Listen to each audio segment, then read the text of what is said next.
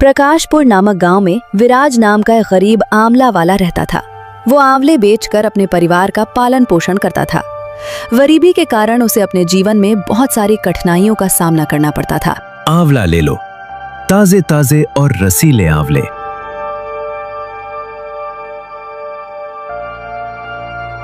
अरे भाई, ये आंवला कितने रुपए किलो है? आंवले 60 रुपए किलो है। अरे बाप रे, इतने महंगे आंवले! तुम्हारे आंवले में कोई कीमती हीरे जड़े हुए हैं क्या, जो तुम इतने महंगे बेच रहे हो? भाई, ये अभी अभी बाग से तोड़कर आए हैं, बिल्कुल ताजा है। और वैसे भी अब तो आंवले के दाम भी बढ़ गए हैं। नहीं, अगर 25 रुपए किलो देना है तो दो, वरना मैं कहीं और से ले लूंगा। 25 रुपए? ये तो बहुत ही कम है भाई, इतने में तो नहीं हो पाएगा। ठीक है, तो तुम अपने आंवले अपने पास रखो, मैं तो चला। ऐसा कहकर वो आदमी वहां से चला जाता है। आज मेरा एक भी आंवला नहीं बिका। पूरा दिन बीतने के बाद एक ग्राहक आया और वो भी चला गया। अब मैं क्या करूं?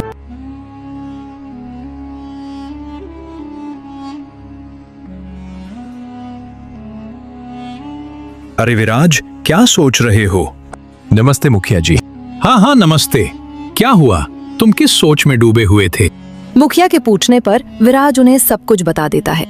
इसके आंवले तो वाकई बहुत ही अच्छे हैं और ताजा हैं। वो आदमी बेवकूफ था। ऐसा करता हूँ, कम पैसों में मैं ही इसके आंवले खरीद लेता हूँ। ये सब सोचकर मुखिया जी बोलते हैं, ऐसा करो विराज, तुम मुझे ये आंवले 33 रुपए किलो के हिसाब से 8 किलो दे दो। ठीक है मुखिया जी, मैं अभी दे देता हूँ। ऐसा कहकर विराज मन में सोचता है, चलो कम से कम मुखिया जी ने मुझसे बहुत ज्यादा तो पैसे कम नहीं करवाए। अब जो भी पैसे मिलेंगे मैं उन पैसों से घर की जरूरत का सामान ले लूंगा, क्योंकि खाली हाथ भी तो घर नहीं जा सकता। बेवकूफ आदमी, इन लोगों से प्यार के 2 मीठे बोल क्या बोल दो। ये लोग अपना सब कुछ न्योछावर कर देते हैं। फिर मुखिया जी आंवले लेकर वहां से चले जाते हैं और विराज भी अपना सामान लपेटकर अपने घर की ओर निकल जाता है। अजी सुनते हो, अच्छा किया है जो आप जल्दी आ गए। क्या हुआ मीरा, तुम इतनी परेशान क्यों हो रही हो? माँ की तबीयत बहुत खराब हो गई है, उन्हें बहुत तेज बुखार है। मीरा, तुम ये क्या कह रही हो? रुको, मैं अभी वेदराज जी को लेकर आता हूँ। फिर विराज वेदराज जी के पास चला जाता है। तभी रास्ते में बहुत तेज बारिश होने लगती है, लेकिन तब भी विराज अपनी माँ को बचाने के लिए जैसे तैसे करके वेदराज जी के पास पहुंच जाता है और उन्हें सारी बात बता देता है और वेदराज जी को अपने घर ले आता है। विराज, तुम्हारी माँ को बहुत तेज बुखार है। ये सिर्फ एक दवा से ठीक हो जाएगा, मगर वो दवा बहुत महंगी है। उसमें जिन जड़ी बूटियां का प्रयोग किया गया है वो आसानी से नहीं मिलती। वेदराज जी, आप पैसों की चिंता मत कीजिए, बस आप मेरी माँ को ठीक कर कीजिए।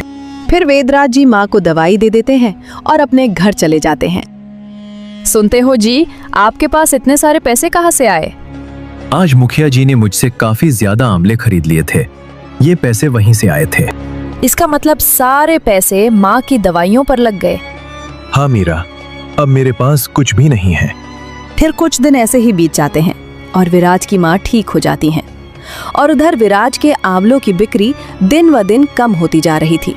वो रोजाना केवल 30 या 40 रुपए ही कमा पाता था। तो फिर एक दिन मीरा बोलती है, अजी सुनते हो, आज तो घर में कुछ भी खाने को नहीं है। तुम चिंता मत करो मीरा, मैं कुछ इंतजाम करता हूँ। बस ईश्वर आज अपनी कृपा दे और मेरे सारे आंवले बिक जाएं। ठीक है मीरा, मैं आंवले बेचने चलता हूँ। इतना कहकर विराज अपनी आंवले की टोकरी लेकर गांव में चला जाता है। आंवला ले लो, ताजा और रसीला आंवला। इस तरह विराज पूरे गांव में आंवले बेचता है, लेकिन शाम होने तक उसका एक भी आंवला नहीं बिकता। तो वो थक हार कर एक पेड़ के नीचे बैठ जाता है और मन में सोचने लगता है। सुबह से शाम हो गई, लेकिन अभी तक मेरा एक भी आंवला नहीं बिका। अब तो ये आंवले भी सड़ने लगे हैं। अब मैं क्या करूं? हे ईश्वर, मेरे जीवन की कठिनाइयां कब खत्म होगी? विराज ये सोच ही रहा था कि तभी वहां से एक साधु महाराज गुजरते हैं। भिक्षाम देही, तुम 1 दोगे, ईश्वर तुम्हें 70 देगा। प्रणाम साधु महाराज। साधु महाराज, क्या आपको कुछ चाहिए? हाँ पुत्र, मैं एक भिक्षुक हूँ और यहाँ लोगों से भिक्षा मांग रहा हूँ। कैसी भिक्षा साधु महाराज? पुत्र, मैं अपने शिष्यों के लिए भोजन इकट्ठा कर रहा हूँ, इसलिए गांव-गांव लोगों से भिक्षा मांग रहा हूँ। पुत्र, अगर तुम चाहो तो अपनी खुशी से तुम भी कुछ थोड़ी सी भिक्षा दे सकते हो। क्षमा चाहता हूँ साधु महाराज, अभी मेरे पास आपको देने के लिए 1 रुपया भी नहीं है, और ना ही मेरे घर में आटा या कोई अनाज है जो मैं आपको दे सकूं, और ना ही मैंने आज सुबह से कुछ कमाया है। मेरे पास आपको देने के लिए कुछ भी नहीं है। पुत्र, क्या तुम मुझे ये आंवले दे सकते हो? बाबा की ये बात सुनकर विराज अपने मन में सोचने लगा। हाँ, ये आंवले तो मैं साधु महाराज को दे ही सकता हूँ। वैसे भी शाम हो गई है और उनके बिकने की उम्मीद भी नहीं है। वैसे भी ये खराब हो जाएंगे, इससे अच्छा है कि किसी के पेट में चले जाए तो ज्यादा अच्छा होगा। जी साधु महाराज, आप ये आंवले ले जाइए। विराज की बात मानकर साधु महाराज टोकरी से थोड़े से आंवले उठा लेते हैं। ये क्या साधु महाराज, आप इतने कम आंवले क्यों लेकर जा रहे हैं? आप सारे आंवले ले जाइए। पुत्र, अगर मैंने तुम्हारे सारे आंवले ले लिए तो तुम क्या बेचोगे? कोई बात नहीं साधु महाराज, मैं कल दोबारा आंवले तोड़कर बेच दूंगा, आप इन्हें ले जाइए। पुत्र, मैं इतनी बड़ी टोकरी कैसे लेकर जाऊंगा? साधु महाराज, आप मुझे बताइए आपको कहाँ जाना है, मैं इन्हें वहीं पहुंचा देता हूँ। ठीक है पुत्र, तुम चलो मेरे साथ। इतना कहकर साधु महाराज विराज को लेकर जंगल की ओर चले जाते हैं। कुछ देर चलने के बाद वो उनकी कुटिया में पहुंच जाते हैं। धन्यवाद पुत्र। अरे साधु महाराज, धन्यवाद की कोई बात नहीं है, ये तो मेरा फर्ज था। मेरा आशीर्वाद तुम्हारे साथ है, तुम सदैव खुश रहो। अगर आप बुरा ना माने तो मैं आपसे एक बात पूछ सकता हूँ? पूछो पुत्र, क्या पूछना है तुम्हें? साधु महाराज, आपने आंवले तो ले लिए, लेकिन क्या आप लोगों को केवल खाने में आंवले ही खिलाएंगे? नहीं पुत्र, दरअसल मैंने सब्जी और अनाज तो पहले से ही जमा किया हुआ था, और फिर मैं आंवलों ही की तलाश में निकला था। साधु महाराज, ये तो बहुत ही अच्छा हुआ, मेरे आंवले आपके काम आ जाएंगे। ठीक है बाबा, अब मैं चलता हूँ। पुत्र रुको, मैं तुम्हें कुछ देना चाहता हूँ। ये लो, इसका नाम मणि है। आज से ये चिड़िया तुम्हारी हुई। चिड़िया? पर मैं इसे कैसे ले सकता हूँ, ये तो आपकी है। जब तुमने बिना किसी फायदे के मुझे अपनी पूरी आंवले की टोकरी दे दी, तो मैं क्या तुम्हें एक चिड़िया भी नहीं दे सकता? पर साधु महाराज, मैं इस चिड़िया का क्या करूँगा? ये कोई आम चिड़िया नहीं है पुत्र, ये एक विशेष चिड़िया है। ये तुम्हारे भाग्य की सूचक है। जब तक ये तुम्हारे साथ रहेगी तब तक तुम्हारा भाग्य चमकता रहेगा। लेकिन ध्यान रखें, इसकी सच्चाई किसी को पता नहीं चलनी चाहिए। फिर विराज मणि चिड़िया को लेकर अपने घर की ओर निकल पड़ता है। तो रास्ते में मणि चिड़िया बोलती है, विराज साधु महाराज ने जो कहा उसका ध्यान रखना। यह बात किसी को पता मत लगने देना कि मैं एक विशेष चिड़िया हूँ। ठीक है दोस्त, मैं वादा करता हूँ, मैं ये सच कभी किसी को नहीं बताऊंगा। इतना कहकर विराज मणि चिड़िया को अपने घर ले आता है। अजी, आप इस चिड़िया को कहाँ से लेकर आए हो? मीरा, ये चिड़िया अब से हमारे साथ ही रहेगी। आप इस चिड़िया को घर क्यों लेकर आए हो? पहले ही हमारे खाने के लाले पड़े हुए हैं, एक वक्त की रोटी भी मुश्किल से नसीब हो पाती है, ऊपर से आप इस चिड़िया को ले आए। कैसी बात कर रही हो मीरा?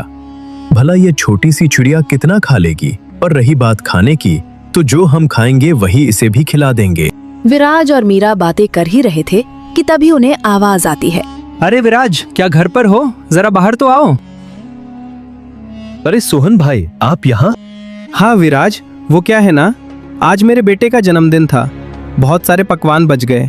मैंने सोचा गांव में बांट दूं, इसलिए मैं तुम्हें भी देने चला आया। ये लो। बहुत बहुत शुक्रिया सोहन भाई आपका। अरे नहीं विराज, इसमें शुक्रिया की क्या बात है? वैसे भी ये खाना खराब हो जाता तो इससे अच्छा किसी का पेट ही भर जाए।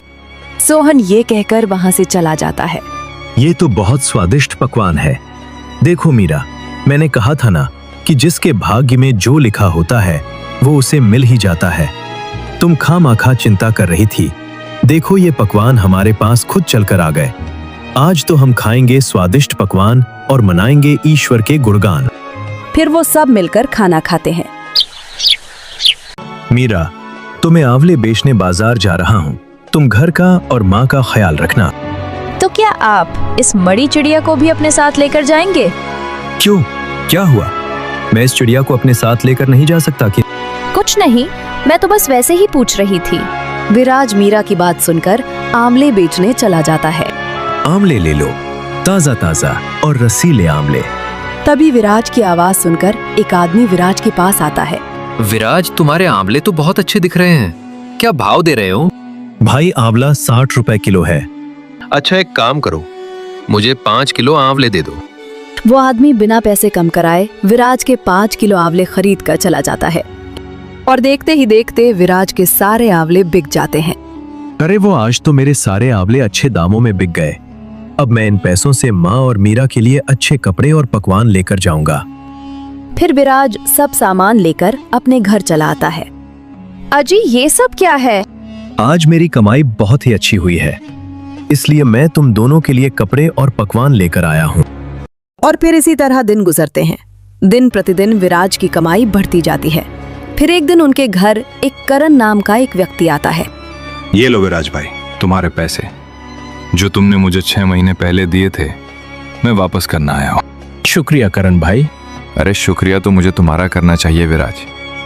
तुमने बुरे वक्त में मेरी मदद की थी, लेकिन ये पैसे लौटाने में मुझे थोड़ी देर हो गई, इसके लिए मैं माफी चाहता हूँ। करण विराज के पैसे वापस करता है और वो वहाँ से चला जाता है। अजी, सुनते हो, ये अचानक से लोग हमारे ऊपर इतने मेहरबान कैसे हो गए? पता नहीं क्यों मुझे ऐसा लगता है जब से ये मड़ी चिड़िया हमारे घर आई है तभी से हमारे भाग्य बदल गए। मीरा, तुम खामखा क्या सोच रही हो? ऐसा कुछ भी नहीं है। दूसरी तरफ विराज की तरक्की देखकर लोग जल भुन रहे थे। इस विराज के सारे आंवले चुटकियों में बिक जाते हैं और एक हम लोग हैं, सुबह से बैठे रहते हैं लेकिन हमारा एक भी फल नहीं बिकता है। अरे हाँ भाई, तुम बिल्कुल सही कह रहे हो। इससे पहले कि इस विराज की वजह से हमारा धंधा बंद हो जाए, हमें कुछ ना कुछ तो करना ही होगा। ऐसा करते हैं भाई, इसकी शिकायत हम मुखिया जी से करते हैं, बाकी वो खुद ही देख लेंगे। इतना कहकर वो दोनों मुखिया जी के पास जाते हैं। मुखिया जी नमस्ते। नमस्ते, कहो कैसे आना हुआ? मुखिया जी, हम आपको एक बहुत ही जरूरी बात बताने आए हैं। बताओ, कैसी जरूरी बात है? मुखिया जी, हमारे गांव का जो विराज है वो दूसरों के बागों से आंवले चोरी करके बेच रहा है। ये तुम क्या कह रहे हो? हम सच कह रहे हैं मुखिया जी, हमने उसे अपनी आंखों से खुद देखा है। ठीक है, अगर ऐसी बात है तो मैं विराज को उसकी सजा जरूर दूंगा। वो दोनों आदमी मुखिया जी को विराज के खिलाफ भड़काकर वहाँ से चले जाते हैं। मैंने तो विराज को बहुत ही सीधा समझा था, मगर ये तो मुझसे भी ज्यादा चालाक निकला। मुझे इसके बारे में पता लगाना होगा। आज रात ही मैं विराज के यहाँ जाकर इस बात का पता लगाऊंगा। रात होने पर मुखिया जी चुपचाप विराज के आंगन में आ जाते हैं और इसके घर की खिड़की के पास खड़े हो जाते हैं। सुनो जी, आपको मेरी कसम है, आप मुझे बताइए, आखिर हमारे भाग्य बदलने के पीछे क्या सच्चाई है? मुझे सच्चाई जाननी है। मीरा के कसम देने पर विराज सारी सच सच बात बता देता है। अरे वाह, ये तो बहुत ही खुशी की बात है। उन दोनों की ये सारी बातें मुखिया जी सुन लेते हैं। तो इसका मतलब ये है कि इस चिड़िया के हाथ में ही विराज के भाग्य की चाबी है। अगर मैं इस चिड़िया को अपने साथ ले जाऊं तो मेरा भाग्य भी बदल जाएगा। फिर अगले दिन सुबह होने पर मुखिया जी उन आदमियों के साथ विराज के पास पहुंच जाते हैं। विराज, तुम इतने बड़े चोर निकलोगे, मैंने कभी सोचा नहीं था। चोरी? कैसी चोरी मुखिया जी? ज्यादा बनने की जरूरत नहीं है, मैं तुम्हारी सारी सच्चाई जान चुका हूँ। कैसी सच्चाई मुखिया जी? तुम दूसरों के बागों से आंवले चोरी करके बेचते हो और पूछते हो कैसी चोरी। तुम्हारी सजा ये है कि अब तुम्हें मुझे 20,000 रुपए का भुगतान करना पड़ेगा।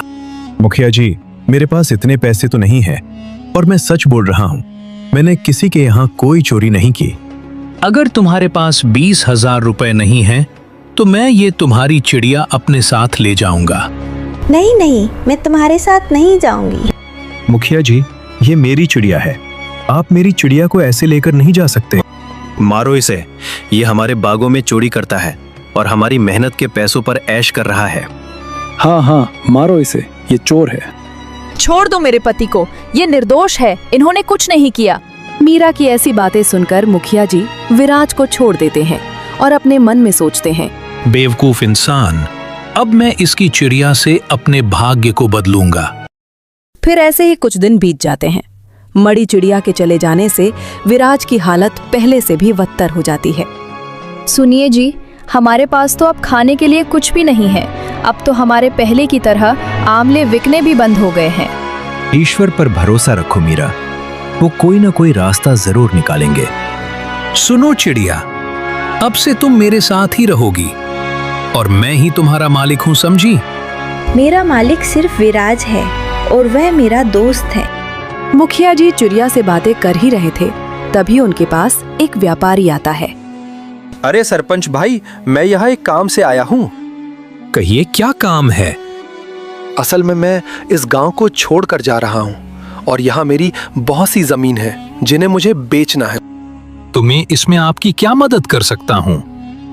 यही कि अगर आप मेरी सारी जमीनें खरीद लें तो बहुत अच्छा होगा, क्योंकि आपके सिवाय इस गांव में मेरी इतनी सारी जमीनें कोई नहीं खरीद सकता।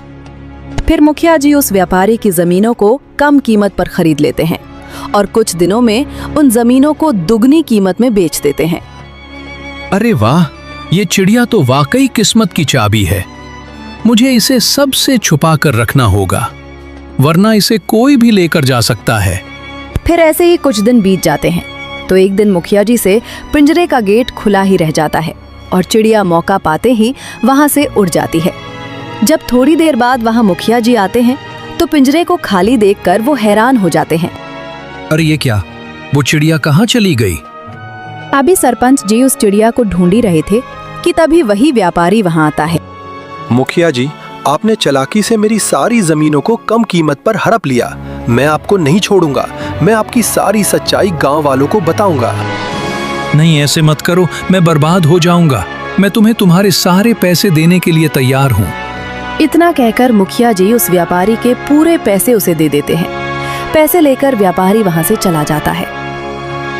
मैंने विराज की चिड़िया छीनकर उसके साथ बहुत बुरा किया। शायद मुझे आज उस ही पाप की सजा मिली है। अजी, आप कहाँ जा रहे हो? मैं जंगल की तरफ जा रहा हूँ मीरा, बस थोड़ी देर में आता हूँ। इतना कहकर विराज जंगल की ओर निकल जाता है। प्रणाम साधु महाराज। प्रणाम पुत्र, तुम यहाँ कैसे? साधु महाराज, मैं आपको यहाँ कुछ बताने आया हूँ। मैं जानता हूँ पुत्र, तुम्हारे साथ क्या हुआ है। मगर कैसे बाबा? मैंने बताया है विराज। तुम यहाँ? तुम्हें तो मुखिया ले गया था। हाँ विराज, मगर मैं उसके पास से भाग गई। मरी चिड़िया विराज को सारी बात बता देती है। विराज, मैंने तुम्हें इसीलिए मना किया था कि इस विशेष चिड़िया के बारे में तुम किसी को पता मत चलने देना, वरना सभी इस चिड़िया के पीछे पड़ जाएंगे। क्षमा कीजिए साधु महाराज, मुझसे गलती हो गई। मुझे मजबूरी में मीरा को मरी चिड़िया के बारे में बताना पड़ा था। कोई बात नहीं पुत्र, गलती इंसान से ही होती है। ये चिड़िया मैं तुम्हें वापस करना चाहता हूँ और आशा करता हूँ कि तुम दोबारा कोई गलती न करोगे। धन्यवाद साधु महाराज, मैं वादा करता हूँ कि मैं दोबारा कोई ऐसी गलती ना करूँगा। रानी चिड़िया को पाकर विराज का भाग्य दोबारा चमक जाता है और वो दिन प्रतिदिन अमीर होता जाता है। तो दोस्तों, इस प्रकार खत्म होती है इस जादुई चिड़िया की कहानी। अगर आपको अच्छी लगी हो तो चैनल को सब्सक्राइब जरूर से करें।